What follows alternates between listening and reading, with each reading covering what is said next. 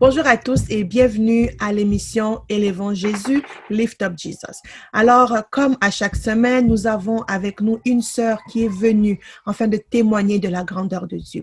Alors, pourquoi est-ce qu'elle continue d'élever son Saint-Nom? Alors, sans plus tarder, suivez avec moi cette émission. Bonjour, Pasteur Ornella. Bonjour, Comment ça va? ça va bien? Et toi, ça vient. Ça va très bien, merci. Alors, tout d'abord, merci beaucoup d'avoir répondu à notre invitation de venir nous raconter ce que Dieu a fait dans ta vie. Et nous Amen. croyons que ça va toucher la vie de quelqu'un et qu'une personne va être édifiée au travers de ces témoignages. Alors, si c'est possible, juste de nous faire une petite présentation, qu'on sache qui est Pasteur Ornella. Amen. Tout d'abord, je te dis merci à toi, Sœur Safia, pour l'invitation à ton émission Élevons Jésus. Donc, merci beaucoup. Premièrement, pour me présenter, je suis le pasteur Ornella Tchala, membre de l'Église Mission évangélique Femme Samaritaine. Je suis la fille de l'apôtre Tchala Moussungi, qui est la visionnaire de l'Église. Je suis une femme mariée, mère d'un beau petit garçon. Je sers Dieu avant d'être pasteur, donc je servais déjà Dieu depuis mon jeune âge. Parce que je suis née, ma mère connaissait déjà le Seigneur. Donc, j'ai commencé tout d'abord à servir le Seigneur dès mon bas âge, à chanter. Euh, la première fois vraiment que j'ai vraiment chanté en public, vraiment dans un grand public, c'était à l'âge de 6 ans. Ma mère, elle avait fait une croisade évangélique à Kinshasa. Je ne sais pas si tu connais, à Kinshasa, il y a des croisades qui se font en plein air. Donc, elle en avait fait une, j'avais 6 ans et j'avais chanté là. Et donc, j'ai commencé à chanter depuis que je suis enfant et je continue à servir l'Éternel à l'église. Et en plus de chanter, donc, je commençais petit à petit vers l'adolescence à faire la modération, à l'église. Et après, je commençais aussi à diriger les prières d'intercession. Et petit à petit, on a commencé à me placer pour commencer à exhorter, les petites exhortations de quelques minutes. Et en 2005, j'ai été consacrée évangéliste ici à Montréal.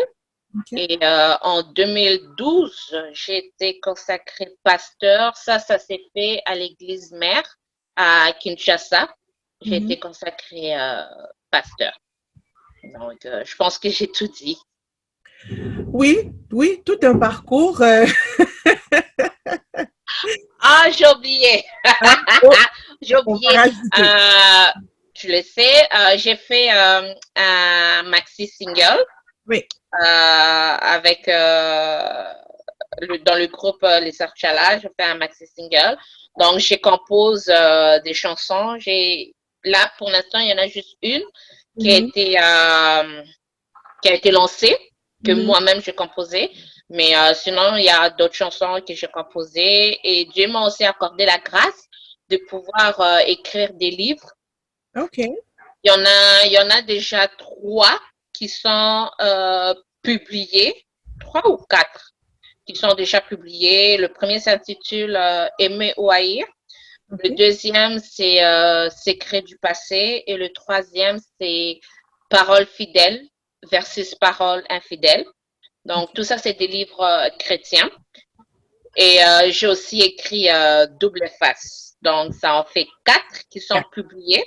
Oui. Mais il y en a encore d'autres qui vont venir prochainement. Et je faisais aussi des théâtres à l'église. Donc, OK. j'écrivais des pièces de théâtre pour les réunions qu'on faisait, les rencontres des jeunes, tout ça. Je mettais en scène des histoires, des pièces de théâtre. Et voilà. Et j'ai aussi un ministère, personnellement, j'ai aussi un ministère pour les jeunes, les enfants du pasteur, qui s'intitule La famille élue, source de bénédiction. Ça a été lancé ici à Montréal en 2007. 2007, je faisais ça. Donc, c'est surtout pour enseigner les enfants de pasteurs. Parce que les Mhm. enfants de pasteurs, on le voit beaucoup dans les églises, ils sont plus combattus. Donc, j'avais lancé ça. Le Seigneur m'avait accordé grâce de faire ce ministère avec les enfants de pasteurs, donc la famille élue, source de bénédiction. Je crois que là, j'ai vraiment tout dit. Pasteur, chantre, maman, épouse, euh, quoi d'autre? Qu'est-ce qu'on peut rajouter? Auteur, oh, auteur, oui, j'oublie, auteur. Je pense que le Seigneur t'a donné tout, c'est même pas un seau de bénédiction, mais je dirais que c'est un camion de bénédiction. Mais C'est fantastique, c'est vraiment merveilleux. Et souvent, on pense que être enfant de pasteur, c'est facile. On a déjà la bénédiction qui coule des parents qui viennent directement sur les enfants. Donc, vous êtes protégés, tout va bien dans votre vie. Vous ne connaissez aucune attaque, vous avez aucune difficulté et surtout, l'ennemi ne vous connaît pas parce que vous êtes couvert au travers du travail de vos parents. Qu'est-ce qu'il y en est exactement, Pasteur Ornella? je vais donner deux réponses. Je donnerai deux réponses. Moi, j'ai grandi, pour ceux qui me connaissent ici à Montréal, puisque les gens connaissent ma mère, connaissent l'église, donc ils me connaissent.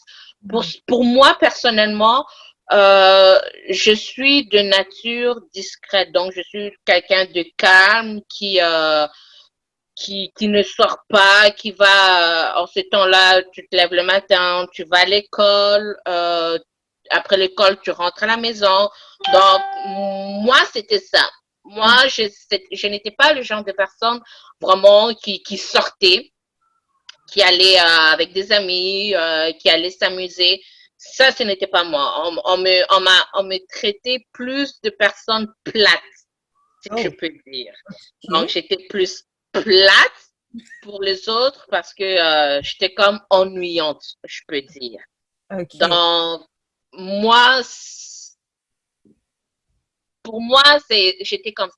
Mais si je peux parler pour les autres enfants de pasteurs que j'ai vus, Mhm, euh, oui, il y a la protection parentale mhm, qui vient de nos parents, qui nous protègent, qui prient sur nous. mhm, Donc, il y a déjà la protection, comme on dit, comme le Seigneur lui-même le dit, le Dieu d'Abraham, le Dieu d'Isaac, le Dieu de Jacob. Donc, il y a déjà cette protection-là. Mais cela ne veut pas dire que comme on est enfant de pasteur, qu'il n'y a pas il n'y a pas d'attaque, qu'il n'y a pas de problème. Au contraire, les enfants de pasteur sont aussi ceux qui sont le plus attaqués. mhm, Pourquoi? Parce que quand les gens vont à l'église, ils vont voir le pasteur, ils vont voir maman pasteur ou papa pasteur, ils vont regarder, ils vont dire, OK, lui, il est comme ça. Maintenant, ils vont tourner le regard, ils vont regarder les enfants. mhm, Ça se passe pas simplement dans l'église, ça se passe aussi même dans le monde. On peut voir aussi dans la politique, mhm, avec les artistes, les chantres, les comédiens.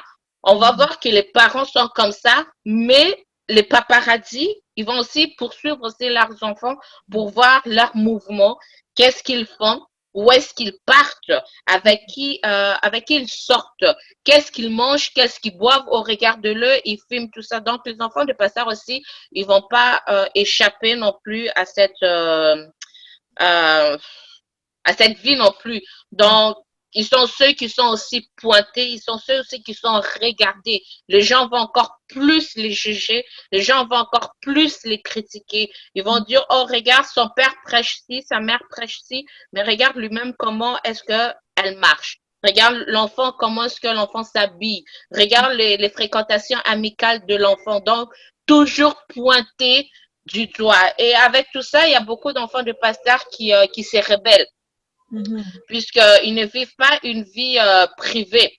Leur vie n'est pas privée, mais leur vie est exposée. Leur mhm, vie, tout le monde connaît leur vie, ils sont exposés, les gens viennent dans leur maison. euh, que ça soit même pour les gens qui viennent pour prier, les gens qui viennent pour visiter. Donc, ils sont toujours mis à nu. Ils sont toujours à découvert. Ils n'ont rien à cacher. Donc, il y en a beaucoup qui se révoltent. Il y en a beaucoup qui vont, comme le fils prodige, ils vont décider de partir, mener leur vie, faire leurs affaires. Mais par la grâce de Dieu, ils finissent toujours par revenir dans le droit chemin. Mais le diable, il attaque souvent les enfants du pasteur parce qu'ils sont ceux qui sont le plus exposés, le plus mis à nu.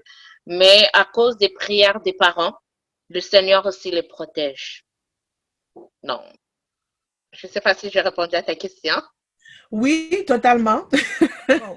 Je pense que j'ai même pas besoin de poser la prochaine question parce que je voulais savoir si vous alliez à l'église selon ton, en fait, quand tu allais à l'église, c'était selon ton désir personnel ou c'était plus parce que maman, déjà, elle était servante. Donc, c'était comme une affaire familiale pour tout le monde d'y aller ensemble.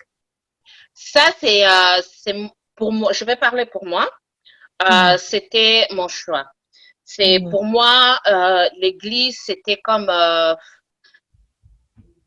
quelque chose de naturel, donc ça faisait partie de ma vie. Je suis née, ma mère était chrétienne, ma mère connaissait déjà le Seigneur, ma Mhm. mère servait déjà le Seigneur, donc Mhm. je suis née déjà dans ça. Donc moi, même en grandissant, comme j'ai dit, j'ai commencé à servir le Seigneur en chantant. Si je ne Mhm. voulais pas servir le Seigneur, je n'allais pas chanter, je n'allais pas accepter, parce que même un enfant, tu vas pas l'obliger dire à l'enfant, lève-toi devant tout le monde à l'église pour chanter, déjà en plus devant toute une foule. Donc, Mhm. pour moi, c'était quelque chose qu'on ne me forçait pas, mais c'est quelque chose que je voulais, Mhm. quelque chose que j'aimais.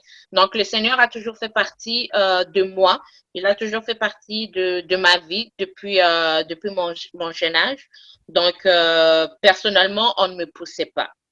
On ne me poussait pas, mais peut-être que ça arrivait pour d'autres, mais pas pour moi. Donc, je servais le Seigneur, j'allais à l'église, c'était moi. Le dimanche, tu te lèves le matin, tu te prépares, tu sais que je vais à l'église.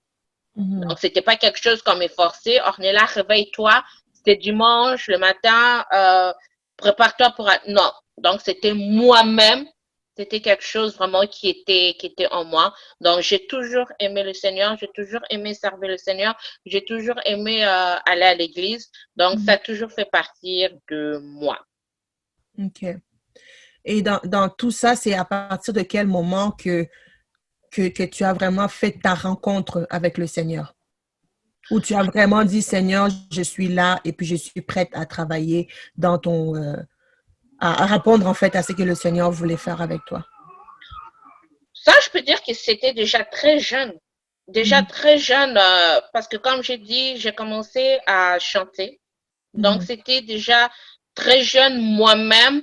Je voulais vraiment, donc j'avais déjà cette relation, donc j'avais déjà cette rencontre Mhm. avec le Seigneur. Donc, la relation, elle était déjà là depuis enfant. C'est comme un enfant qui naît dans une famille. Il connaît son père, il connaît sa mère. Peu importe que son père ou sa mère s'absente pour aller dans un autre pays pendant X temps, il connaîtra toujours que mon père est tel, ma mère est telle, que mon identité ne va pas changer, je suis ce que je suis. Donc moi, j'ai toujours grandi avec ça, que le Seigneur fait partie de ma vie, que pour moi, le Seigneur, c'est un père. C'est Mhm. un père, donc j'ai toujours eu cette relation avec lui. Donc j'ai toujours travaillé dans l'église. Ce n'est pas quelque chose qui est arrivé plus tard. Ce n'est pas quelque chose qui est arrivé simplement en grandissant comme ça, que je me réveille, que je dis non. Euh, ça a toujours été là. Donc, mon baptême, j'ai eu mon baptême avec le Seigneur, tout. Donc, ça a toujours été là. Je vois. Donc, c'était pas comme d'autres personnes. Des fois, on entend des rencontres exceptionnelles qu'il y a des gens qui étaient sur le lit d'hôpital et puis c'est là que le Seigneur les Non. appelle. Et puis là, ils ont dit, oui, Seigneur, je suis là. Ou d'autres que c'est, ils étaient, par exemple, malades ou bien qu'ils étaient dans la débauche ou bien, mais dans ton cas, c'est vraiment, c'est comme un enfant qui naît dans une famille. Tu sais que c'est ton père. Puis, Ouais. il n'y a pas de rencontre exceptionnelle. C'est ton père. Effectivement, voilà. Je vois, c'est fantastique. Euh, dans tout ça, tu t'es mariée en 2014. C'est bien ça, hein? 2014. OK.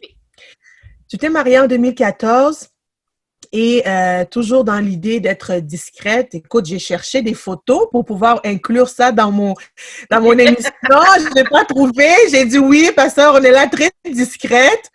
J'ai juste trouvé des photos. Je publie pas. Je suis quelqu'un qui m'expose pas, si je peux dire. Il y en a certains qui mettent des photos de tout, qui mettent des vidéos de tout. Moi, c'est tout à fait le contraire. Ouais. Moi, je pense que c'est la catégorie toujours à une personne plate, une personne discrète. Donc, non, je sais pas. C'est comme ça que je suis. Je publie pas trop, mais je pense que j'avais publié simplement sur les réseaux sociaux. J'avais mis une photo des mains, des, des mains. Donc, au moment de mettre les alliances, il y a une photo qui avait été prise. Donc, j'avais juste publié sur les réseaux sociaux cette image, cette photo des mains. Mais sinon, en tant que photo même du mariage, non, il n'y a rien. On garde ça pour la maison. On garde ça en privé. Donc, comme je disais, tu t'es mariée en 2014 et ce n'est que en 2019 Oui. que le Seigneur vous a béni en fait avec un beau petit garçon. Oui. Est-ce qu'on peut penser que c'était comme certains couples décident que non, on va prendre un petit temps de lune de miel, juste moi et mon mari, on n'a pas connaître sans enfant, on veut, comme on dit, enjoy le moment présent. Ou bien, qu'est-ce qui se cachait derrière ce temps d'attente? Non, c'était pas un choix d'attendre toutes ces années pour concevoir. Non, au contraire, je voulais déjà avoir un enfant. Toute femme, en général, je peux dire que 98% des femmes, lorsqu'elles se marient, même les hommes, ils se marient, ok, on fait un enfant. Si pas cette année, l'année prochaine. Donc, normalement, 98% des gens qui se marient, ils se marient dans le fait que ils vont concevoir un enfant dans l'année suivant le mariage. Mais malheureusement, même si je suis rentrée dans le mariage avec ça dans ma tête, c'est pas ça qui est arrivé. Ce n'était pas ça qui est arrivé. Comme tu l'as dit, j'ai eu mon fils en 2019, donc l'année passée. C'était pas un choix, ce n'était pas une décision. Il y en a qui décident que oui, ils vont attendre. Il y en a qui disent que ils sont encore jeunes. Ils vont attendre d'arriver à un certain âge, mais non, c'était pas notre décision à nous. OK. Et qu'est-ce qui s'est passé alors? Pourquoi autant de temps sans... Parce que tantôt, j'ai entendu la voix du beau petit garçon. Alors, pourquoi vouloir... En fait, pourquoi il y a eu autant d'années qui se sont écoulées sans que vous puissiez devenir mère? Puisqu'il y avait déjà la volonté, le désir de le devenir. Il y avait un problème, mais avant d'arriver à ce problème, on va d'abord, je vais un peu commencer un peu au début. Donc, quand je me suis mariée avec mon mari, lui, il avait déjà un enfant qu'il avait eu dans le passé, dans sa jeunesse. Donc, on s'est mariés et il s'est passé une année. Il s'est passé 2 années, il s'est passé 3, 4, tout ça, il n'y avait pas d'enfant. Et j'en profite aussi une parenthèse, si je peux dire, une parenthèse aux gens qui nous suivent. C'est quelque chose que les gens font, je ne sais pas si c'est s'ils se rendent compte de ce qu'il dit, mais euh, c'est quelque chose qu'on doit aussi arrêter. Les gens sont souvent curieux. Oui, il y a certaines questions qui sont bonnes à poser, mais il y en a certaines questions qu'on pose, mais on ne sait pas ce que la personne est en train de vivre. Exactement. Il y en a certaines personnes qui peuvent dire, ouais, mais t'es rendu déjà, t'as 25 ans passés, t'as 30 ans passés, t'as 35 ans passés. Pourquoi t'es pas marié? T'attends quoi pour te marier? Il y en a certains qui peuvent dire que tu es marié depuis X temps, tu n'as pas d'enfant. Pourquoi est-ce que tu n'as pas d'enfant? Il y en a certains qui disent, tu attends quoi pour faire un enfant? Ça, ça, c'est même une question qu'on m'a déjà posée. Tu attends quoi pour faire un enfant? Il y en a certains qui m'ont même dit, je vais répéter leurs propres termes, mais tu es bête. Tu attends quoi pour faire un enfant? Ces gens, lorsque les gens ils disent tout ça, comme je dis, c'est en parenthèse, hein, ils se rendent pas compte, ils savent pas la situation que la personne vit. Moi, les gens, lorsqu'ils me disaient ça, ils savaient pas la situation qu'on vivait. Ils ne savaient pas depuis combien d'années j'étais mariée. Les gens, ils font des commentaires. Les gens, même des fois, les gens, ils vont pas parler avec leur bouche. Des fois, ils vont pas parler. Des fois, c'est leurs yeux, le regard. Ils vont te regarder aux yeux, puis tu vas voir que leur regard va tranquillement descendre, vont s'arrêter au niveau du ventre. Et là, directement, tu n'as pas besoin d'être un génie pour comprendre. Ils vont simplement te regarder, puis ils vont dire que j'ai entendu que telle personne a eu un enfant. Et là, c'est juste pour dire qu'aux gens il y a certaines questions qui sont bien à être posées, mais il y a certaines questions qu'on doit aussi arrêter. On doit arrêter. Tu sais que la personne, elle est mariée. Ok, d'accord, elle est mariée. Ce qui se passe dans son mariage, c'est entre elle et sa moitié. Ce n'est pas à vous de rentrer pour dire que ça fait déjà 9 mois, ça fait déjà 12 mois, ça fait déjà 24, ça fait déjà 36. Le mariage, c'est l'homme et la femme. Ce n'est pas l'homme, la femme, les parents, les frères, les cousins, les amis, l'église, le voisinage, toute la ville, tout le pays. Non. Le mariage, c'est l'homme, la femme et Dieu. Et que ce soit même si une personne n'est pas encore mariée, peut-être que la personne cherche. Peut-être que la personne, elle fait des jeûnes, elle fait elle va dans des moments de prière à chercher la face de l'Éternel. Seigneur, pourquoi est-ce que jusqu'à mon âge, je ne suis pas mariée? On ne sait pas ce que les gens peuvent vivre. Mais les gens vont commencer à dire que tu n'es pas mariée, tu n'es pas mariée, tu n'es pas mariée.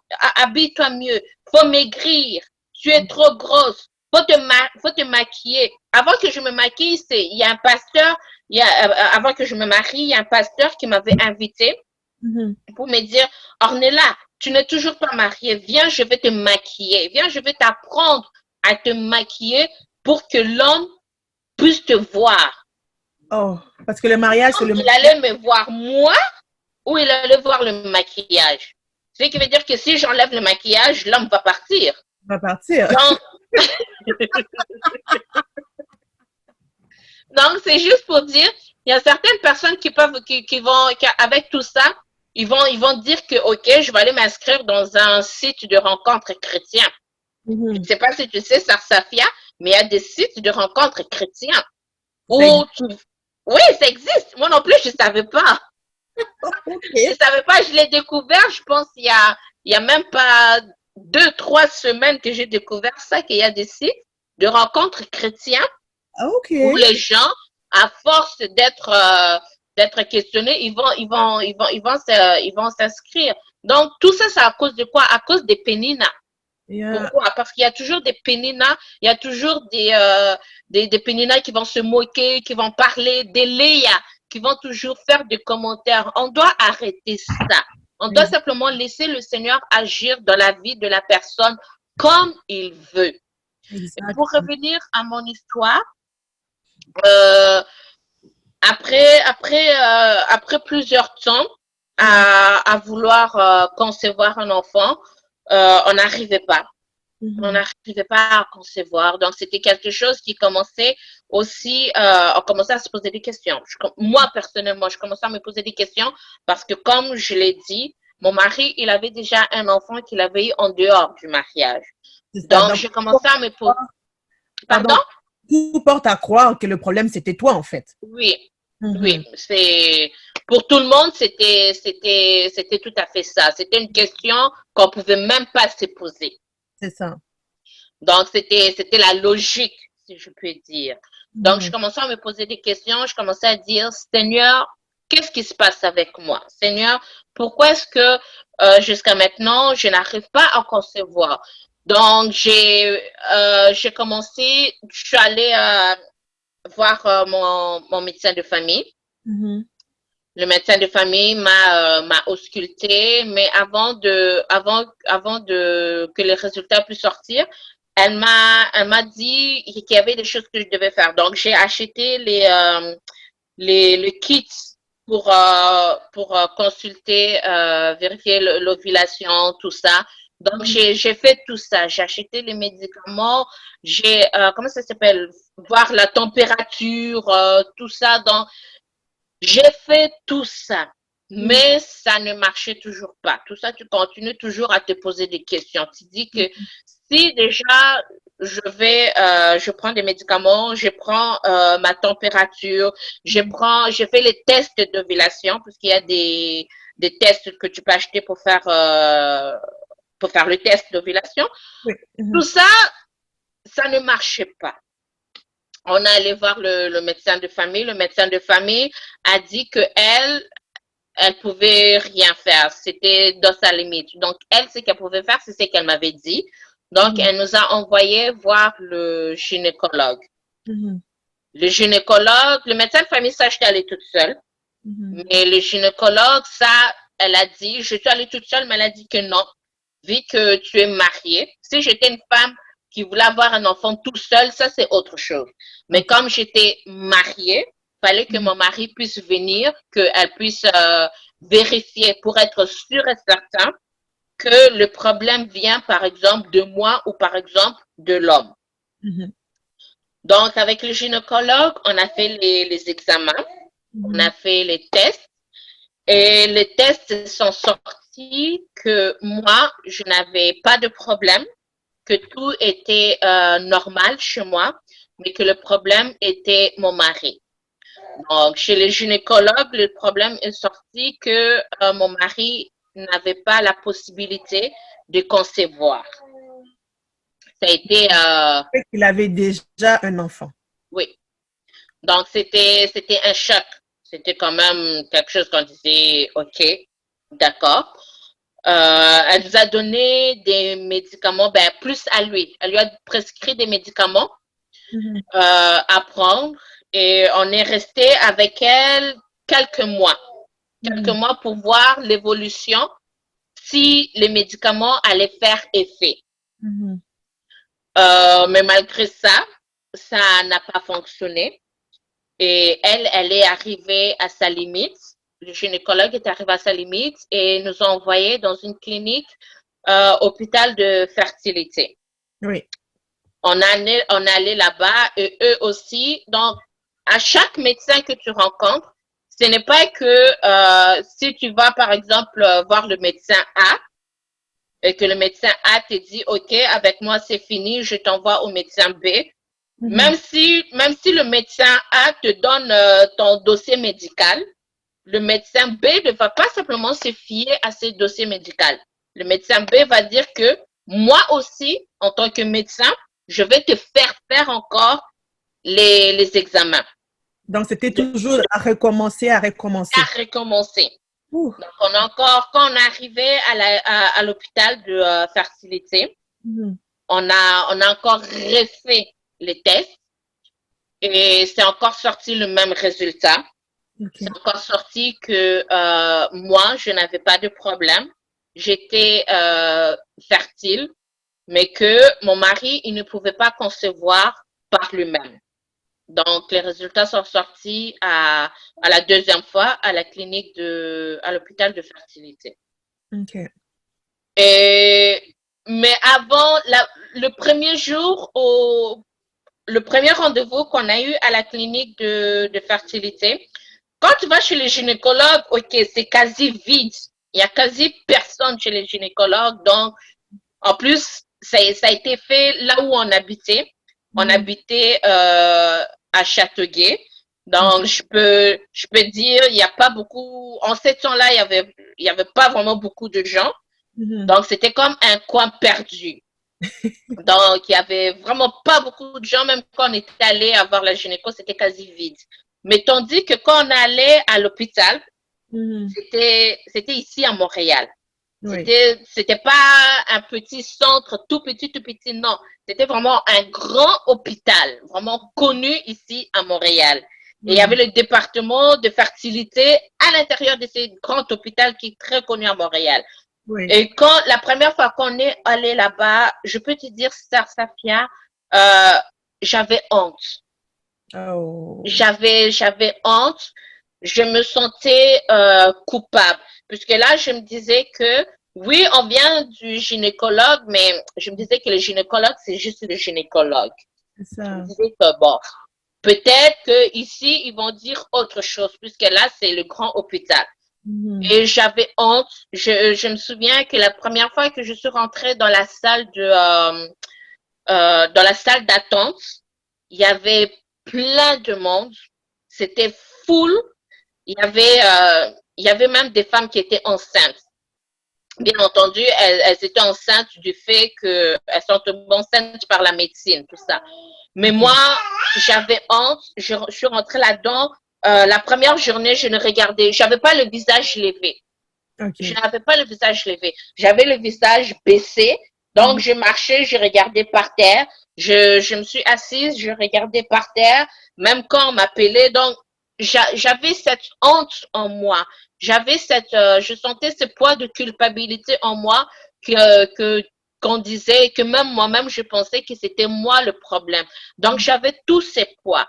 Et ce n'est pas facile en tant que, en tant que femme. Ce Mhm. n'est pas facile vraiment. C'était quelque chose que je me sentais vraiment très mal. Mhm. Et on est arrivé là-bas, on a rencontré le médecin. Le médecin, comme je l'ai dit, il a vu les dossiers médicaux qui Mhm. venaient du gynécologue et du médecin de famille, mais il a encore, on dit encore refait les, les examens. Et ces examens, il y en avait certains qui faisaient très mal. Je Wow. parle pour moi. Je ne parle Mhm. pas pour mon mari, je parle pour moi. Il y avait des examens que ça fait qui étaient horribles pour pouvoir, euh, pour pouvoir vérifier Mhm. les trompes, tout ça, voir qu'il n'y avait pas de problème. Donc, c'est des produits qui vont d'abord, il y a le médicament qu'on va te donner, il y a des produits qu'on va t'injecter, il y a des tests qu'on va te faire. Donc, il y en avait que ça faisait très mal. Imagine au point que avant d'aller à ton heure de rendez-vous, Mhm. le médecin te dit que avant d'y aller 2 heures avant l'heure, prends déjà des médicaments. Tu OK. imagines, on te prévient déjà que avant l'examen, 2 heures avant, prends déjà X nombre de soit Tylenol, soit Advil, prends déjà X nombre pour déjà que ton corps se prépare déjà à diminuer la douleur. Et Oui. malgré les médicaments, en plus de ça, on te dit, on te demande en tant que moi, comme femme, le médecin m'a demandé, est-ce que tu conduis? J'ai dit oui, je conduis.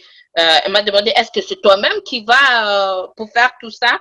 J'ai dit oui, c'est moi-même. Ils me disent que, OK, pour cet examen-là, n'y va pas tout seul. Prends les médicaments avant, mais n'y va pas tout seul. Amène quelqu'un qui va conduire à ta place parce que tu ne pourras pas. À ce point. J'étais genre, OK. Wow. Et quand j'ai fait l'examen, j'ai eu mal, ça a été fait le matin. Mhm. Normalement, il fallait que je retourne au travail après l'examen, Ouais. mais je t'ai dit, j'ai appelé le travail, je ne pouvais même pas rentrer au travail. Ça, Tellement la douleur est forte. c'était horrible, j'avais mal. J'avais mal. Donc, il y en avait des tests qui faisaient mal, tout ça. J'ai accepté, on a accepté de le faire. Pourquoi? Parce qu'on voulait un enfant. Oui. Et malgré tout ça, je tiens aussi à remercier ma mère en passant là où elle écoute. Je Mhm. remercie ma mère, l'apôtre Tchala, l'apôtre Moussungi Tchala, Une femme d'avoir toujours forte, été, oui, elle a courageuse, toujours été tendre. présente. Elle ne m'a pas abandonnée à Mhm. aucun moment. Il y avait même des moments où je m'assoyais, où je restais là. Mhm. Il y a une personne qui peut rester calme. On Oui. peut regarder que, oh, ok, bon, la sœur Safia, elle est calmée, elle est joyeuse. Mais on peut Mhm. regarder que son silence là, il y a un problème. Tu sais, des fois, je pouvais rester calme et tu vois, ma mère, elle va me regarder simplement pour dire, Ornella, ça va? Mhm. Je veux lui dire en tant qu'enfant pour pas rendre sa mère inquiète, triste. Je veux simplement lui dire, oui, ça va, maman. Mais en tant que mère et en tant que mère charnelle et mère spirituelle, elle savait. Tu vois, elle Mhm. va toujours avoir une parole d'encouragement pour Mhm. encourager, pour fortifier, pour dire, ne t'inquiète pas, Dieu est toujours au contrôle, Dieu va agir et continue toujours dans la prière et viens, on va prier. Elle-même aussi, elle priait. Et Mhm. c'était un fardeau qui n'était pas simplement sur mes épaules. Ce n'était pas un poids qui était simplement sur mes épaules. Mais elle aussi, elle avait pris ce poids. Elle avait pris aussi ce fardeau. Oui. Elle priait aussi pour ça. Il y avait des moments même qu'elle me disait qu'il y avait des moments où moi-même, je gênais. J'avais pris l'habitude de commencer, soit je faisais des jeûnes de X nombre de temps, 3 jours, 10 jours, tout ça. Mais il y avait aussi des moments où je prenais la décision que chaque semaine, je prends une journée où je suis en jeûne et prière. Mais elle aussi, tu vas voir, elle va venir, elle va dire, OK, euh, tel jour, de tel jour à tel jour, prière, on jeûne. Donc, Mhm. elle a toujours été là avec moi, elle m'a toujours soutenue, elle ne m'a pas laissée et je dis merci, merci au Seigneur, que le Seigneur puisse la bénir Mhm. pour ça. Et voilà, donc les résultats sont sortis lorsqu'on est allé au grand hôpital, Mhm. que c'était encore mon mari qui avait un problème. Que de mon côté, que tout allait très bien. Et selon les résultats qui étaient sortis, selon la médecine, ils ont dit que encore que mon mari ne pouvait pas concevoir normalement. Tu comprends quand je vais dire normalement, donc il pouvait Oui. pas. Oui. Et ils ont dit que le seul moyen c'était par la médecine, donc la fécondation in vitro. Mhm. C'est vrai qu'en tant qu'enfant de Dieu, tu te poses des questions. Je me suis posé des questions.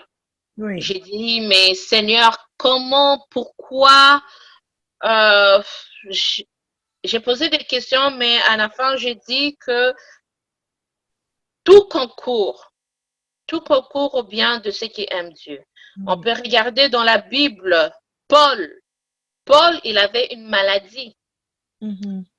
On peut regarder aussi Moïse. Moïse, il bégayait. Oui.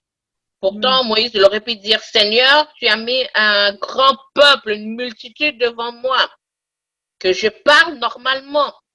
Paul, il aurait pu dire, Seigneur, je vais prier sur des malades, je vais prier sur les gens, ils sont guéris, ils sont délivrés.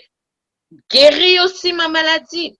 Mhm. Mais Dieu, il fait ce qu'il veut, comme il veut. Et j'ai simplement prié le Seigneur. Nous avons prié le Seigneur pour dire, Seigneur, oui, nous te prions, que on sait que tu peux tout faire comme tu veux, mais nous remettons aussi les médecins, cet Mhm. hôpital, nous remettons tout entre tes mains. Si c'est ta volonté, si c'est ta volonté, parce qu'il faut toujours, le chrétien doit toujours marcher avec la volonté du Seigneur.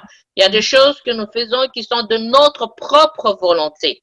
Mais en tant que chrétien, dans chaque chose que nous devons faire, nous devons toujours demander la volonté du Seigneur. Et on priait pour demander, Seigneur, si c'est ta volonté que nous puissions concevoir un enfant sous la médecine, que cela s'accomplisse. Donc, avec la médecine, l'insémination, ça s'est fait en 4 étapes. Donc, tu le fais une première fois, tu le fais une deuxième fois, une troisième fois, une quatrième fois, et après, c'est fini. Pasteur, on est là. J'ai juste une question. Oui. Vous n'avez pas trouvé ça bizarre que là, que ton mari ne pouvait pas concevoir naturellement, mais qu'il avait un enfant? Il me semble que si on regarde les choses logiquement, ça... Qui sait? Qui sait, ma chère? Qui sait? Qui sait, ma chère? C'est Dieu seul il sait. Dieu seul, il connaît toujours le fond de toute chose. Dieu connaît toujours ce qui est vrai et ce qui est faux. Dieu connaît toujours ce qui est au fond d'une personne. Oui. Donc, je pourrais simplement dire que Dieu seul sait. Dieu seul sait. Nous, on sait qu'il a un enfant, mais Dieu seul sait tout. Donc, oui, c'est vrai, on voyait ça aussi bizarre. Parce que normalement, si tu as mis au monde un enfant, si tu n'as pas eu, si tu n'es pas tombé malade après ce temps-là, si tu n'as pas eu d'accident, si tu n'as pas, je ne sais pas moi, pris des médicaments comme ça qui ont détruit, on peut trouver ça bizarre. Mais comme j'ai dit, le Seigneur lui-même, il connaît toujours tout. Exactement. Donc, on a trouvé ça, oui, on trouvait ça aussi bizarre, mais on remettait tout entre les mains du Seigneur. Que lui seul soit maître de tout. Donc, on est allé pour la dernière insémination. Mais je vais répondre à ta question. C'est que tu m'as demandé tout à l'heure. Mais je vais d'abord dire la dernière insémination. Si jamais j'oublie, rappelle-moi. Rappelle-moi que je dois te dire quelque chose par rapport à la question que tu viens de me poser. D'accord. Donc, le dernier jour qu'on a fait l'insémination, premièrement, avant le dernier jour, la première fois que j'ai fait l'insémination, je me suis dit, ça y est, je suis enceinte. Je suis sortie de là. Je te dis que quand je suis allée la première fois, j'avais la tête baissée. Mais quand je suis sortie à la première insémination, je marchais, c'est comme si tu pouvais entendre une musique, là, et la louange, là. Donc, j'étais là, je suis enceinte, là. Donc, c'était comme ça. Ah, Seigneur. Aujourd'hui, on en rit. Aujourd'hui, je rigole. Oui. Mais en ce temps-là, je pouvais pas rire. Je pouvais pas rire. Donc, j'étais sortie de là en tant que je suis enceinte. Mais après ça, il faut faire les tests. Oui. Faut faire les tests de grossesse, tout ça. Et avant même de faire le test de grossesse, il y a eu une journée, peu de temps après la première insémination, où j'ai commencé à avoir des douleurs atroces.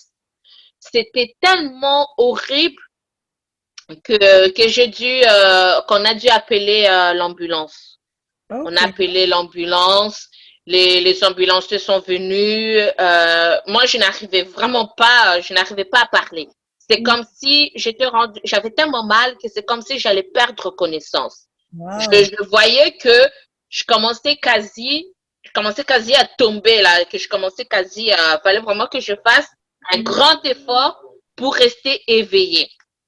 Et ma mère voulait et elle a appelé l'ambulance. Ils sont pas arrivés tout de suite. Je pense qu'ils sont arrivés presque 2 heures après. Wow. Presque 2. Et durant tout ce temps, moi, je tournais par terre, là. J'étais par terre, je tournais, je criais. Et eux, ils étaient en train de prier. Ils étaient en train de prier, on s'est demandé c'était quoi. Et bon, les ambulanciers sont venus, tout ça, on est allé à l'hôpital, mais ils ont fait les examens, il n'y avait rien. Ils ont vu les tests, il y avait rien. Et peu de temps plus tard, je fais le test de grossesse qui est sorti négatif. Tristesse, pleurs, j'ai pleuré, mais fallait recommencer. Et à la 4e fois, je me souviens que j'étais là dans la salle, juste avant que le médecin commence à injecter. J'ai prié le Seigneur, j'ai dit, Seigneur, on a déjà fait 3 fois. Là, c'est la 4e fois. C'est la 4e et la dernière. Seule ta volonté maintenant. Si c'est toi qui veux que je puisse tomber enceinte, cette fois-ci, avec la technologie médicale, Seigneur, agis. Mais si ce n'est pas ta volonté, si tu ne veux pas agir, que je ne tombe pas enceinte. Parce que en moi, j'avais aussi cette pensée que si je tombe enceinte par la médecine, je vais témoigner la grandeur du Seigneur comment? Je vais témoigner en disant que je suis tombée enceinte par les médecins. Donc, je prie aussi pour dire, Seigneur, sa volonté. Et 4e fois, c'était sorti encore que je n'étais pas enceinte. Et là, le médecin a appelé pour prendre maintenant rendez-vous, aller faire la FIV, donc fécondation in vitro. Oui. Fécondation in vitro, c'est si c'était facile à faire, si c'était gratuit ou même à un prix abordable, je pense que plein de gens le feraient. Exactement, oui. Mais déjà que l'insémination, tu dois déjà payer pour les médicaments, les tests que je devais faire parce que à la veille de l'insémination, il fallait que je me auto-injecte. Donc, il fallait acheter des seringues, il fallait acheter des médicaments, donc il y avait toujours, chaque mois, il y avait toujours de l'argent à dépenser pour les traitements en préparation de l'insémination. Moi, je devais prendre aussi des médicaments, mon mari devait aussi prendre des médicaments. Et tout ça, ce sont des choses qui coûtent cher. Oui, très cher. Concevoir un enfant ici, Sœur Safia, ça coûte cher. Oui. Mais une personne qui décide d'avorter, ça coûte pas cher, c'est gratuit. Ça, c'est pour montrer que c'est un monde satanique pour tuer. Parce que déjà, le fait que tu tombes enceinte, okay, l'embryon, peu importe que ce soit 3 semaines, 4 semaines, 5 semaines de grossesse, c'est déjà un être humain. Ça, c'est gratuit. Mais pour aider à avoir la vie, faut débourser. Et déjà qu'on avait dépensé de l'argent pour l'insémination, la fécondation in vitro, le médecin nous a dit déjà à la base, sans compter les autres frais, à la base, il fallait payer 10 000. Oui. Et on a regardé, OK, je me suis dit, on vient de faire 4 fois. 4 fois, c'est vrai que 4 fois, c'était à l'intérieur de mon corps. Ça n'a pas marché. Et là, maintenant, on va dépenser pour faire à l'extérieur. Qu'est-ce qui prouve que ça va marcher? Si le Seigneur voulait, ça aurait marché pour l'insémination. On a dit non. J'ai dit non. Moi, je ne vais pas dépenser 10 000 sans compter les autres frais. Et on a arrêté là. Maintenant, on a continué avec les prières. Tu as oublié de me poser la question. Moi-même, je me rappelle. J'attendais que tu finisses. Oui, repose-la moi encore. Pour les gens qui suivent, les gens qui m'entendent. Repose-la moi avant. Comme ça, je vais te donner aussi une autre réponse. Je repose la question. Amen. Sachant que ton mari avait déjà un enfant, ce n'était pas bizarre pour vous que tout d'un coup, il n'était plus en mesure de concevoir naturellement? Merci. Comme je l'ai dit, on a connu mon mari à Kinshasa. Lui, là, il a dit qu'il avait un enfant. Donc, on avait déjà ça qu'il avait un enfant.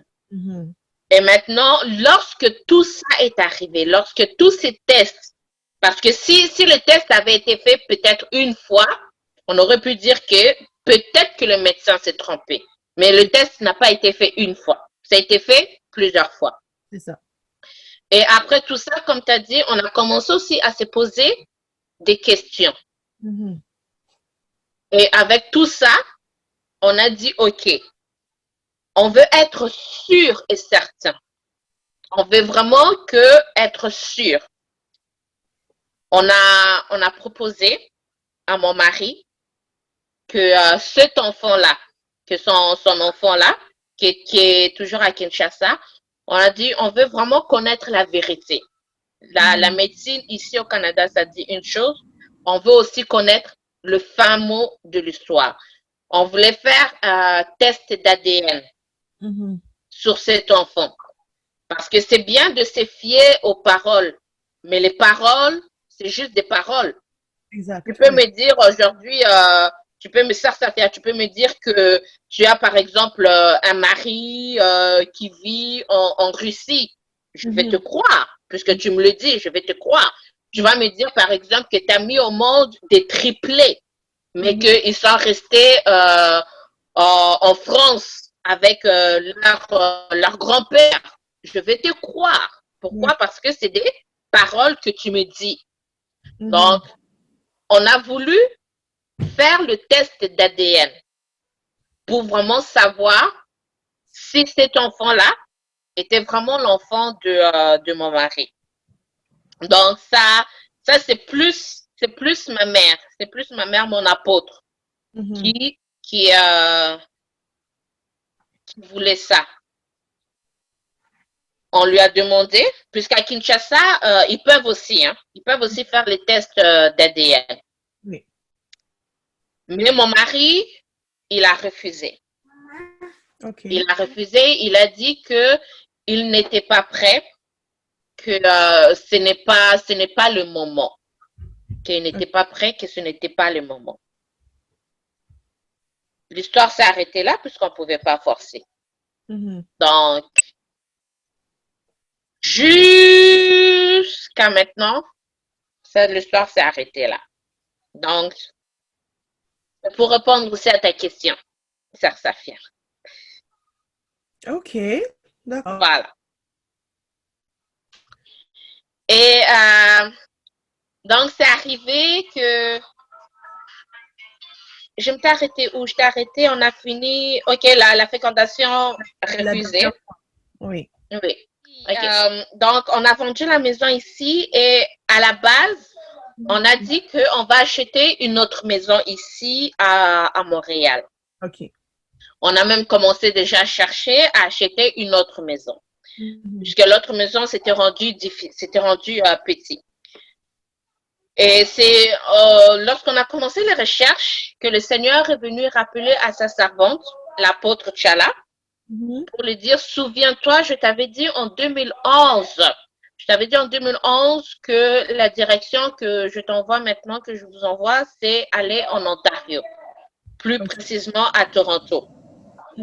Même qu'en 2011, 2012, on avait déjà commencé à faire les recherches pour aller à Toronto. On avait commencé déjà à préparer, à emballer les affaires, tout ça. Mais la possibilité n'avait pas été faite de déménager en 2012. La maison, comme c'était déjà vendu, et que le Seigneur a rappelé à sa servante qu'on devait retourner, aller vivre à Toronto, selon ce qu'il lui avait montré en 2011, on a mis ça maintenant en action. Donc, on a tout préparé pour quitter l'Ontario, aller vivre pour quitter le Québec, aller vivre en Ontario. Ça, c'était en 2018. Mais avant de partir en 2018 pour aller vivre en Ontario, l'apôtre, elle a fait un voyage. Elle est partie à Toronto, elle est partie à Kinshasa. Lorsqu'elle est arrivée à Kinshasa, parce qu'on a l'église mère là-bas à Kinshasa. Lorsqu'elle arrive à Kinshasa, il y a eu une fidèle qui est venue lui montrer l'enfant qu'elle avait mis au monde pendant l'absence de l'apôtre. Parce que cette femme-là était aussi dans la même situation que moi. Elle avait passé aussi des années pour essayer de concevoir. C'était elle qui avait le problème. Et lors du dernier voyage de l'apôtre avait prié pour elle. Donc, pendant l'absence de l'apôtre, cette femme, elle est restée tombée enceinte. Elle a mis au monde. Donc, quand l'apôtre est venu, cette femme, avec son mari, ils sont venus présenter l'enfant à l'apôtre pour que l'apôtre puisse prier pour le bébé. La photo a été prise et la photo, l'apôtre me l'a envoyée ici. Au moment que l'apôtre me l'a envoyée, on était ici en prière. C'était dimanche, on était en plein culte. Elle m'a dit, montre-le pour témoigner la grandeur de l'Éternel. J'ai regardé la photo et j'ai murmuré dans mon cœur. J'ai dit, mais ce Dieu-là, pourquoi il agit simplement avec les autres, mais il n'agit pas avec moi? J'ai murmuré, j'ai montré la photo. Et pendant que je montrais la photo, le Seigneur m'a parlé pour dire que ce que je faisais, ce n'était pas bien.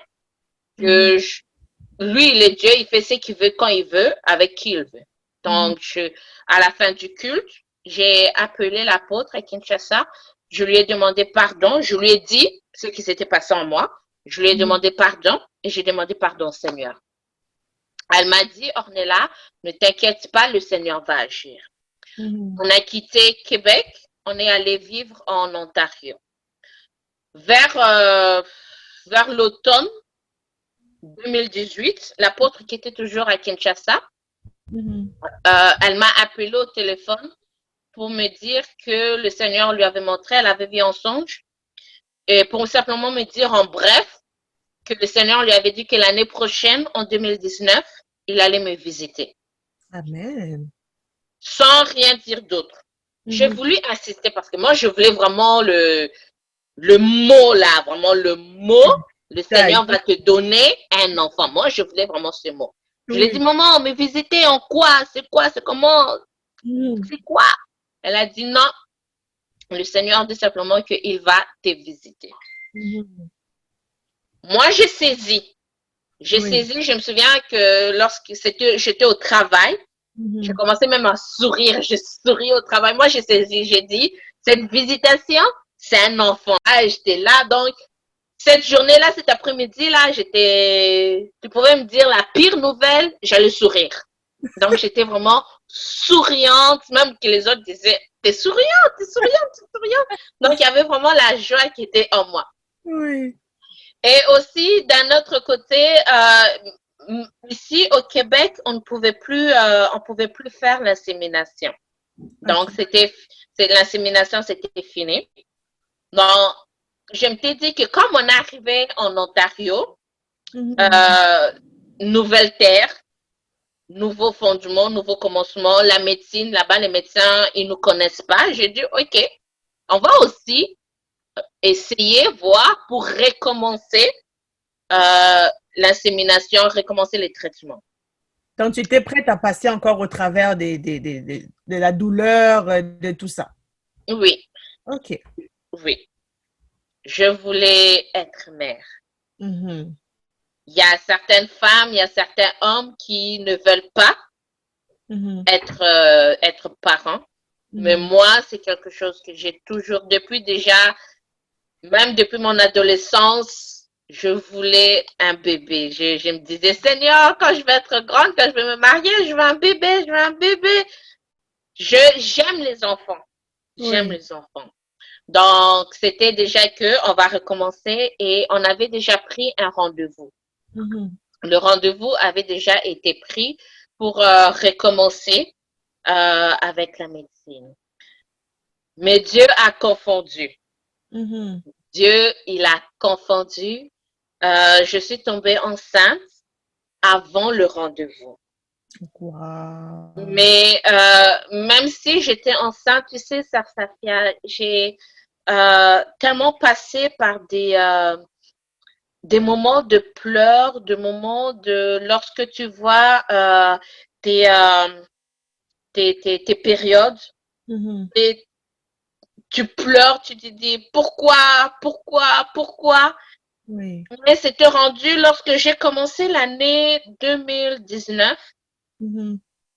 Le 1er janvier, quand je me suis réveillée, j'ai dit que je vais commencer cette année pas comme les autres années.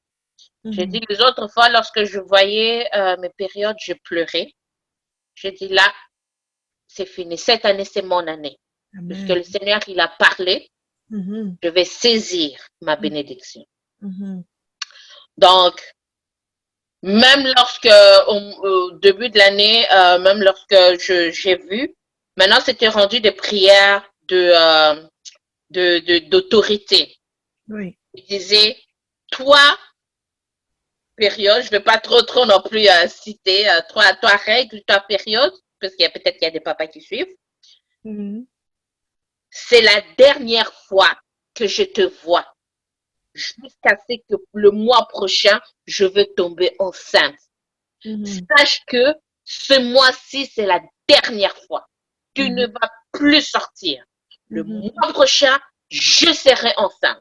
Je Mhm. priais comme ça. Avant, c'était je pleurais. Là, maintenant, c'était fini. On a changé la donne, en fait. Là, maintenant, oui, effectivement, j'ai changé. C'était maintenant l'autorité. Donc, Mhm. j'ai commencé 2019 comme ça. J'ai commencé, je t'ai dit qu'avant, on faisait des prières. Oui, le Mais jeûne. dans les prières qu'on faisait avant, je restais dans la chambre. Je restais toujours dans la chambre. Mais là, maintenant, 2019, j'ai dit que non. Là, maintenant, c'est entre le Seigneur et moi.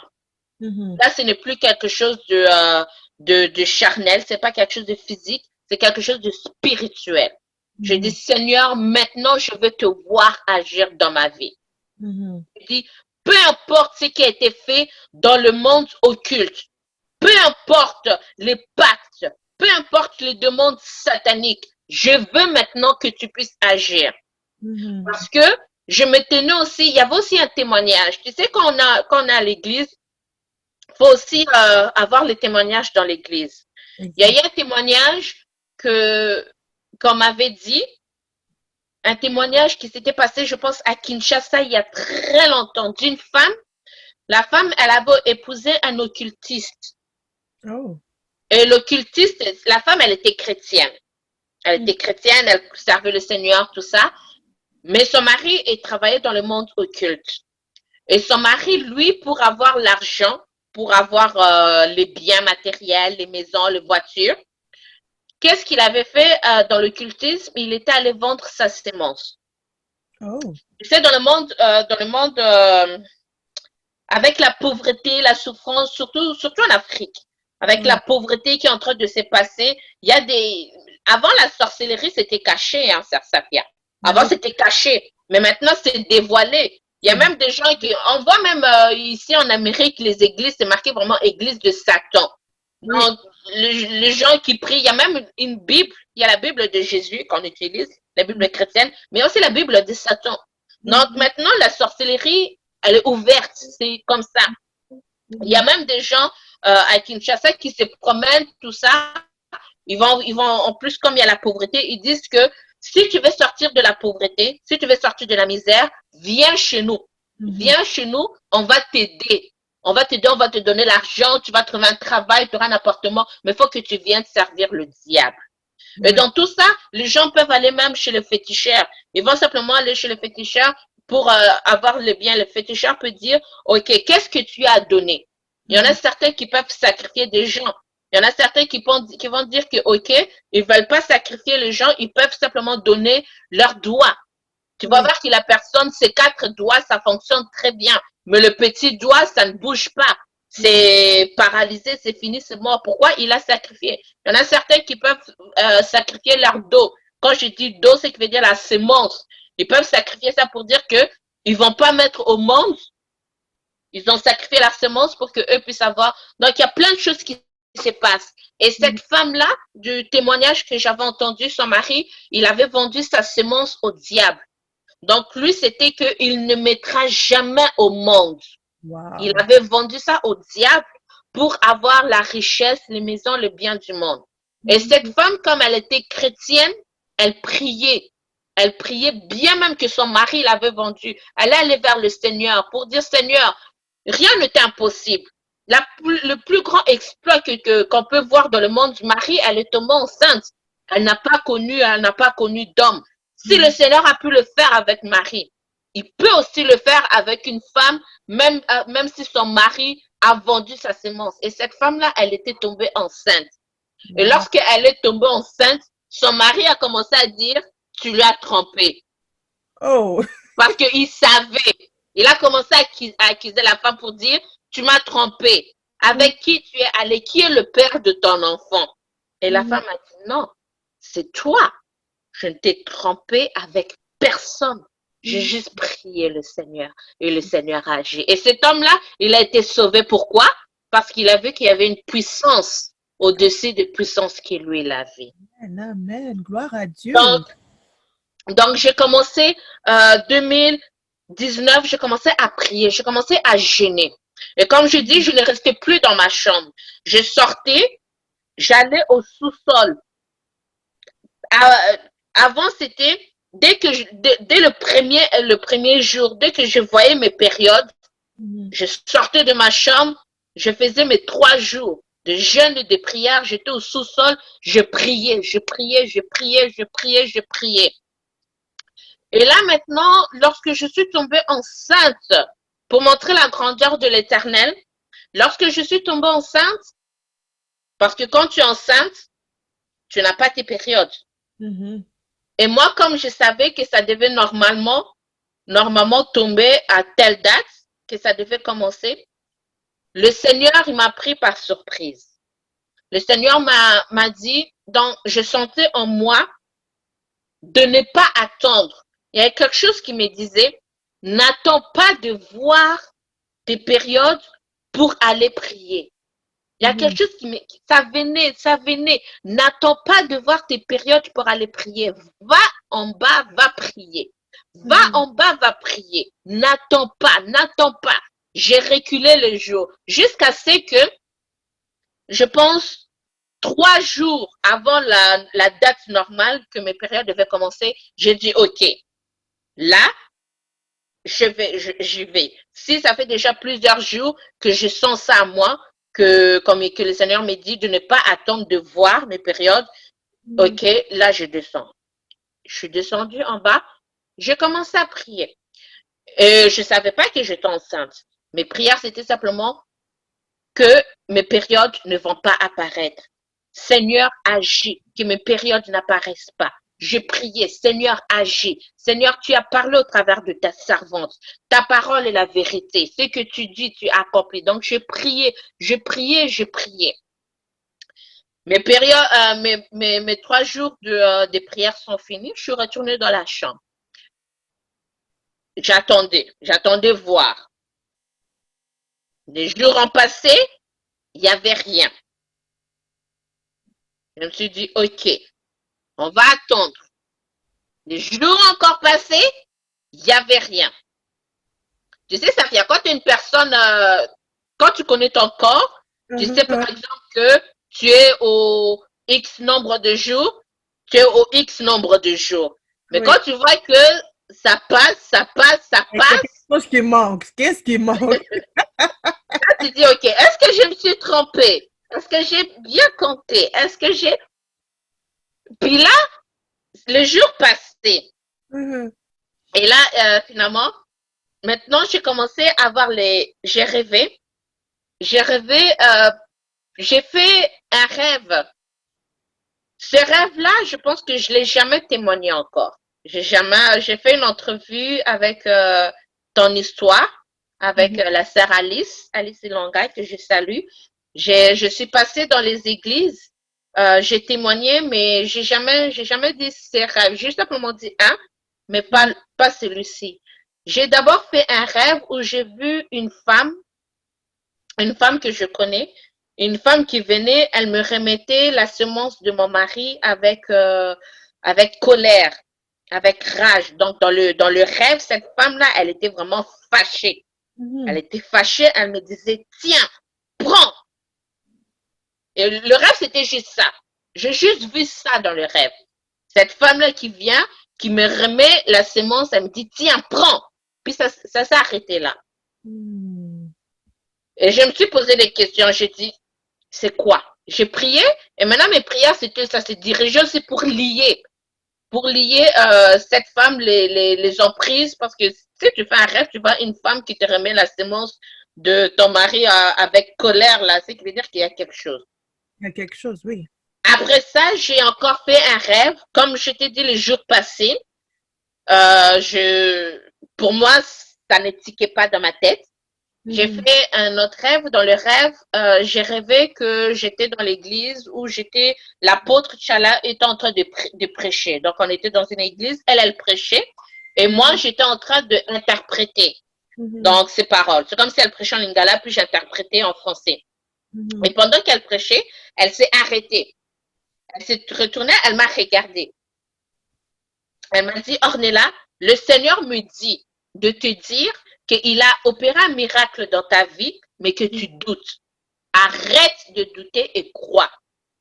Bon, quand ça fait 2 rêves, le premier, tu peux te dire, mais quand ça fait 2 rêves dans la même semaine, je pense que j'ai fait le rêve à 2 jours d'intervalle, dans la même semaine. Et ça, je pense que j'avais déjà eu plusieurs jours de retard. Là, je me suis dit, OK. Là, je pense que ça suffit le doute. Je pense que toutes les lumières, tous les signaux. Oh Dieu, merveilleux. Donc là, mais dans tout ça, j'avais pas fait le test. Pas encore. Je voulais pas. J'avais peur. Parce que tu doutais encore. J'avais peur. Oui. C'était pas vraiment plus le doute, c'était plus la peur. OK. Tu vois, la peur de voir le résultat. Tu vois, c'est comme une personne qui avait été mordue par un chien. Même si tu l'amènes un bébé chien à côté, elle aura peur. Elle va se dire, OK, bon, qu'il reste loin. C'était cette peur. J'avais cette peur. Oui. Et j'ai simplement dit à l'apôtre, j'ai dit à mon mari, tout ça, que j'avais des retards. Et ma mère, elle a dit que moi, j'attends simplement de voir le test pour que tu fasses le test. Mais elle m'a dit, d'abord son premier mot, lorsque je lui ai dit, maman, j'ai des retards, elle était là. Tu vois, une personne qui est genre relax, toute calme. Elle me regarde genre pour dire, je le savais.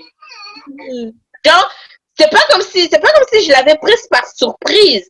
Tu vois, quand tu prends quelqu'un par surprise pour dire, hey, la personne va dire, ah, merci.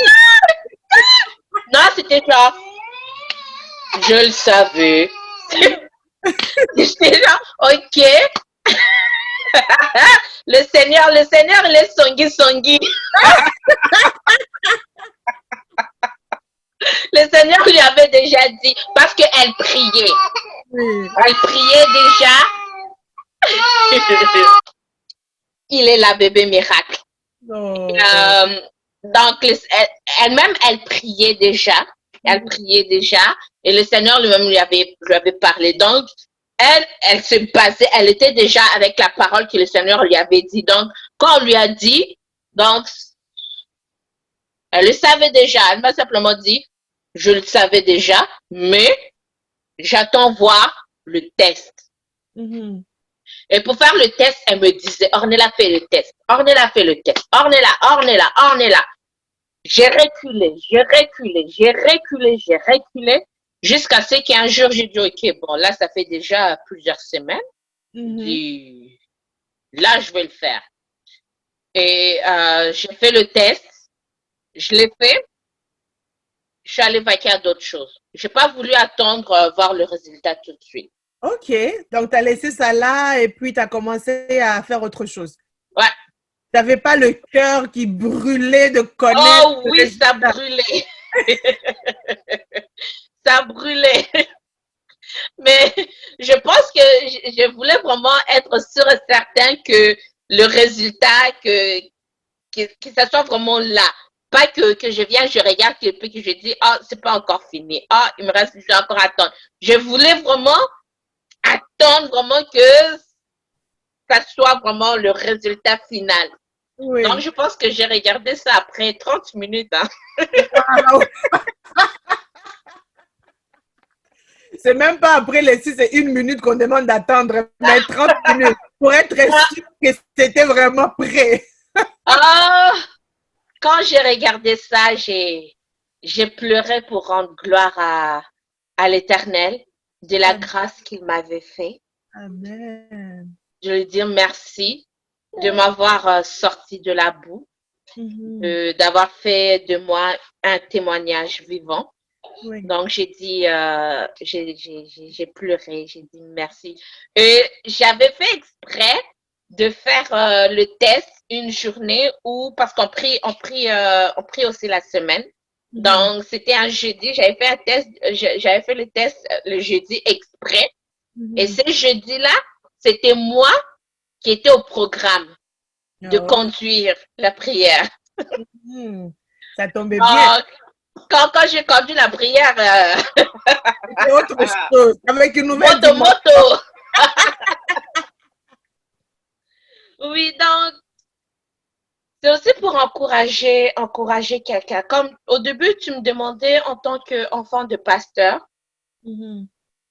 Oui, je pouvais aussi me poser des questions en tant que, premièrement, enfant de pasteur.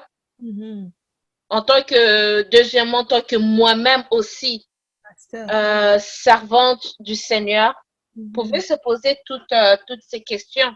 Seigneur, pourquoi? Tu sais, Sœur Safia, comme je t'ai dit, j'ai grandi, pas comme les autres, à s'amuser, aller sortir, aller jouer, avoir des copains. Je n'ai pas eu de copains. Je n'ai pas eu je n'ai pas eu cette vie comme tout le monde. Je me suis préservée. J'ai préservé mon corps. Ce qui veut dire que je m'étais mariée vierge. Je m'étais mariée, donc j'avais cette virginité-là en moi. Pour te dire que pour moi, c'était simplement que jusqu'au mariage, jusqu'au moment où on va dire je vous déclare mari et femme, vous pouvez embrasser la mariée. Je te dis à tel point j'étais je sais pas si je peux utiliser le mot strict, préservé, mais pour te montrer à quel point à la commune, parce qu'on a fait le mariage à la commune 2 jours avant le mariage religieux. Oui. Le mariage à la commune, le célébrant a dit, OK, vous pouvez embrasser la mariée. Je t'ai dit, j'étais comme, Dans ma tête, c'était, non, dans ma tête, moi, mon objectif, c'est, vous pouvez embrasser la mariée, c'est à l'église. Oui. Je t'ai dit, le baiser là, ça a été fait comme, genre juste au bout des lèvres là. Non, c'est juste un dépôt sur les lèvres. Voilà. Donc, non, c'est simplement pour montrer comment est-ce que j'étais. Et maintenant, avec tout ça, tu rentres dans le mariage, avec le quoi, avec ça dans ta tête, te dire que j'ai obéi à la parole de l'Éternel, j'ai craint le Seigneur, et le Seigneur va agir quand je vais me marier. 9 mois plus tard, je vais mettre au monde. Exactement. Mais ça n'arrive pas. J'ai commencé à demander, Seigneur, pourquoi? Seigneur, comment? C'est juste pour dire à une personne, le Seigneur, il fait avec chaque personne comme il veut. Exactement. Oui, je me suis mariée vierge. Oui, il y a aucun homme ici, que ce soit même au Canada, que ce soit en Amérique, que ce soit en Europe, en Chine, en Asie, en Afrique, en Océanie, il n'y a aucun homme qui peut dire que moi j'ai été le copain de Ornella Tchala, ou même pour dire que moi j'ai déjà embrassé Ornella. Il n'y a personne. Mais dans tout ça, je me disais, Seigneur, pourquoi? Pourquoi? Mais le Seigneur, il n'a pas regardé tout ça. Le Seigneur, il n'a pas regardé tout ça. Le Seigneur, il a regardé le jour et l'heure qu'il avait prévu pour moi pour concevoir. Si j'avais mis au monde comme toutes ces femmes, comme les pensées que j'avais, Sœur Safia, aujourd'hui, toi et moi, on n'allait pas être là à faire cette émission. Exactement. Mais si le Seigneur a permis ça, je dis simplement gloire au Seigneur. Parce qu'au travers de cette étape, au travers de ces chemins qu'il a permis que que je puisse passer. Aujourd'hui, me voici, je suis en train de témoigner. Je suis en train de montrer la grandeur de l'Éternel pour dire que oui, on lit dans la Bible, mais la Bible, c'est pas simplement un livre qu'on doit lire, mais c'est aussi des écrits que chaque personne doit vivre à sa manière. Le Seigneur aussi, il agit. Il y a des femmes que elles, ça fait peut-être 10 ans de mariage, que ça fait 20 ans de mariage. On entend, on le voit sur les réseaux sociaux, il y a des femmes qui mettent au monde, genre presque rendues quasi à 68 ans. Ils mettent au monde. Pourquoi? Dieu fait comme il veut. Il aurait pu donner avant. C'est pour encourager une personne. Oui. Un homme ou une femme qui se trouve dans la même situation, ou peut-être pas dans la même situation, mais qui vit autre chose, que ce soit une maladie. Une personne qui dit, Seigneur, je te sers, Seigneur, je te crains, mais cela fait plusieurs années que je suis malade. Seigneur, pourquoi? Le Seigneur, il va agir. Le Seigneur, il était l'ami de Lazare. Il était l'ami, on lui a envoyé dire, mais le Seigneur a dit, je connais qu'il est malade, mais mon heure, mon moment n'est pas encore arrivé pour que je puisse aller. Parce que si je vais au devant alors qu'il est malade, la gloire sera limitée. Tandis que si je vais alors que il sera mort déjà depuis 4 jours, la gloire sera rendue vraiment grande à l'Éternel. Donc c'est pour montrer à quelqu'un que le Seigneur il fait comme il veut, mais dans tout, de continuer toujours à servir le Seigneur, de ne pas abandonner. Amen. Moi, je continuais à servir le Seigneur parce que ma relation avec le Seigneur n'était pas basée sur le fait d'avoir un enfant. Ma relation n'était pas basée sur le mariage. Ma relation n'était pas basée sur ce désir matrimonial. Non, ma relation avec le Seigneur était une relation que j'avais déjà à part, une relation que j'avais déjà avant de me marier, une relation personnelle. Donc, chaque personne doit avoir déjà une relation personnelle avec le Seigneur, être déjà un avec le Seigneur, afin que lorsque les épreuves vont arriver, afin que lorsque les choses du monde, les maladies, la pauvreté, la sécheresse, la stérilité, tout ça va arriver, que cette personne puisse toujours demeurer fort dans le Seigneur, qu'il ne puisse pas se détourner. Lorsque le fondement est solide, peu importe la puissance à laquelle le loup va souffler, peu importe la force que le loup va mettre, si ta maison, elle est bâtie comme la maison du 3e cochon, oh mon frère et ma soeur, elle ne va pas tomber. Mais si tu te situes dans la catégorie du premier, je pense que le loup, il n'a même pas eu vraiment à souffler fort, il a juste eu à faire un petit souffle, comme si on enlève le cil qui est sur ta main. Dans la 2e maison, il a peut-être soufflé comme s'il veut réchauffer la nourriture, comme s'il veut souffler sur la nourriture chaude. Mais arrivé au 3e, il a vu que malgré sa puissance, il ne pouvait rien faire. J'aimerais dire aussi à une personne, peu importe ce que tu vis, peu importe que les sorciers du monde se sont levés. J'ai donné le témoignage tout à l'heure de la femme qui avait épousé un sataniste. Le sataniste, il avait vu vraiment qu'il était fort. Il avait vu que cela faisait des temps et des temps que la femme ne concevait pas. Il a vu vraiment qu'il était fort. Mais à la fin, il s'est levé pour dire que oui, le Seigneur Jésus, il est élevé au-dessus de tout. Donc, j'aimerais encourager une personne, peu importe ce que tu peux voir, peu importe ce que la médecine peut dire. La médecine, ils ont dit que mon mari ne pouvait pas concevoir par lui-même, mais le Seigneur est venu confondre.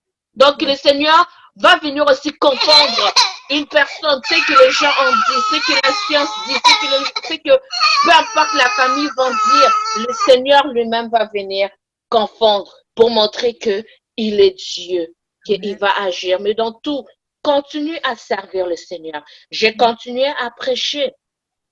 J'ai continué à chanter. J'ai continué à diriger l'intercession. J'ai continué à diriger la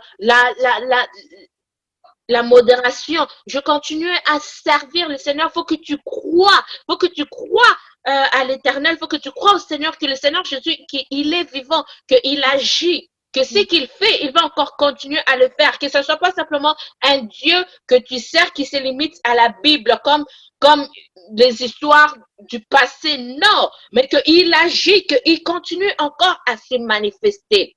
Exactement. Garde ta foi. Mais le plus important, au-delà de la foi, c'est aussi la manière que tu attends. Comment est-ce que tu attends? Oui, tu as la foi, mais comment est-ce que tu attends dans cette foi? C'est comme les personnes qui vont passer les entrevues pour un travail. Avant d'arriver pour voir la personne avec qui tu vas passer l'entrevue, tu vas d'abord t'asseoir sur une salle d'attente. Mais sœur Safia, les gens qui sont sur la salle d'attente, par exemple la réceptionniste, son travail c'est quoi aussi? Elle va te regarder. Elle va faire son travail. Elle va parler au téléphone. Elle va être à l'ordinateur. Elle va faire ses choses. Mais ses yeux vont te regarder. Ils vont voir comment est-ce que tu attends. Quelle est ton attitude? Quel est ton comportement avant de passer en entrevue? Est-ce que tu vas te rester assis à toujours regarder l'heure? Est-ce que tu vas toujours être assis à bâiller? Comment est-ce que tu es assis? Pourquoi? Parce que la personne avec qui tu vas passer entrevue va aller lui parler pour lui dire comment était cette personne dans la salle d'attente. De la même manière aussi avec une personne. Toi qui me suis, toi qui écoutes, que ce soit toi-même, que ce soit ton proche, que ce soit un collègue de travail, que ce soit pour quelqu'un d'autre, mais toi qui me suis, attache-toi à l'Éternel. Amen. Ne t'en détourne pas. Peu importe le temps, peu importe ce que tu vas voir, peu importe les souffrances, les douleurs, peu importe les épreuves, peu importe les moqueries, parce que les moqueries, il y en aura. Ah oui. Les moqueries, les insultes, il y en aura. Ça ne va pas s'arrêter. Même Jésus-Christ à la croix, on s'est moqué de lui. On s'est moqué de Jésus-Christ alors qu'il était à la croix. Alors toi, alors moi, c'est sûr qu'on va se moquer. Mais c'est à nous de nous attacher au Seigneur. C'est de nous de ne pas nous détourner du Seigneur. C'est de nous de rester fermes à regarder le Seigneur et que le Seigneur puisse combattre pour nous, que l'un puisse s'élever pour intervenir, car il est le Dieu qui ne donne sa gloire à personne. Et il s'élèvera. Oh oui, il s'élèvera.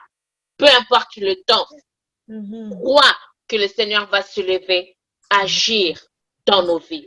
Que ce soit que tu cherches un enfant, le Seigneur va agir. Que ce soit que tu cherches un travail, le Seigneur va agir. Que ce soit que tu cherches à te marier, le Seigneur va agir. Pourquoi? Parce que dans sa parole, il a dit tout ça. Que il n'y aura ni femme stérile. Il a dit, ne vous inquiétez point de choses du monde. Il a même dit, regardez les oiseaux. Ça, Safia. Est-ce que tu as déjà vu un oiseau aller, je ne sais pas moi, hein? Alors nous qui sommes enfants de Dieu. Exactement. Donc, à une personne de ne pas abandonner, de tenir ferme, le Seigneur va agir. Amen. Amen. Yes. Dieu est merveilleux et en effet, il t'a fait passer au travers de toutes ces souffrances-là pour qu'aujourd'hui, tu sois un témoignage vivant. Parce que tu vois, quand j'ai demandé, mais c'est pas un peu bizarre que ton mari, il a déjà un enfant et là, il pouvait pas et ainsi de suite. Mais tout cela, c'était pour la gloire de Dieu. Parce qu'au travers de ton témoignage, il y a d'autres âmes qui vont être sauvées. Au travers de ton témoignage, il y a les femmes qui se posaient des questions, qui vont être réassurées, qui vont être édifiées, qui vont voir que Dieu continue d'agir même en notre temps. Il n'a pas fini. Il est toujours présent. Alors, vraiment, que Dieu te bénisse, qu'il bénisse ton foyer, qu'il bénisse le beau petit garçon qui nous a dérangés, mais c'est pour la gloire du Seigneur. Amen. Vraiment. Et on sait que je vois que c'est un grand serviteur de Dieu. Et il est bien entouré. Il est bien entouré. Grand-maman est servante, maman est servante, toute la famille est serviteur. Donc, il est vraiment sur la bonne voie. Il est au bon endroit. Amen. Et je voulais savoir où est-ce qu'on peut retrouver tes livres. Mes livres, je pense que je n'en ai plus. Et le peu qui m'en reste, il m'en reste à Kinshasa. OK. Mais ici, je n'en ai plus puisque j'en ai vendu, même lorsque je voyageais en Europe, tout ça, partout, j'allais prêcher. Je l'ai présenté et j'en ai vendu. Ici, j'en ai plus, mais que le Seigneur puisse m'accorder grâce, que je puisse encore les réimprimer. Que je puisse les réimprimer et que je puisse aussi faire les autres que le Seigneur m'a encore, les autres histoires que le Seigneur m'a encore inspirées. Mhm. Donc, sous peu, par la grâce du Seigneur. D'accord. Alors, on va rester branchés, on va rester connectés pour savoir où est-ce qu'on peut retrouver ces livres. Et une fois qu'ils vont être réimprimés, je vais les partager sur mes réseaux sociaux de façon à ce que toutes les personnes qui veulent avoir leur main dessus, dont moi la première, qu'on puisse les avoir et c'est sûr et certain que ça va nous édifier et ça va aussi encourager notre servante à pouvoir sortir d'autres livres. C'est tout pour nous aujourd'hui. Merci beaucoup de nous avoir suivis. Ça a été un long témoignage, mais quel témoignage, tout en puissance. Ça nous montre vraiment que Dieu agit encore aujourd'hui dans nos vies et que même si ça fait 5 ans que tu attends après un enfant, ça fait 2 ans que tu attends, ça fait 10 ans, ça fait 20 ans, accroche-toi au Seigneur parce qu'il ne t'a pas oublié. Reste seulement à genoux devant lui. Et lui seul, il sait à quel moment il va vraiment faire son œuvre dans ta vie. Alors, si toi aussi, tu aimerais passer à cette émission, tu as un témoignage, tu veux nous parler de la grandeur du Seigneur dans ta vie, tu veux nous parler de ce que Dieu a accompli pour toi, viens et ensemble, nous allons élever le nom du Seigneur encore plus haut. Sur ce, je vous souhaite de passer une excellente journée ou une soirée au moment où vous nous suivrez et que Dieu vous garde et on se dit à la prochaine. Soyez bénis.